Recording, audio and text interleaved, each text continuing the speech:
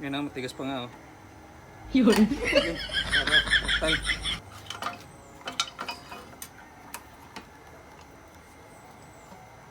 Good. Yun. Tapos bira.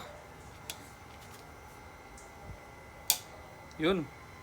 Uy, yun. Tanggal. So balik muna natin. Tapos yung isa naman. So buti na lang hindi ito masyadong mahigpit. Kasi yung ibang natatanggal ko sobrang higpit. Ito rin yung isa. Yun. So ganun din. Pupukpukin din natin. Para mawala yung nakadikit na mga kalawang. Yun. Tapos away witik.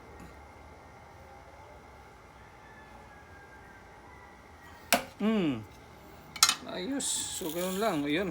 So, balik muna natin kasi hindi pa natin natanggal sa itas.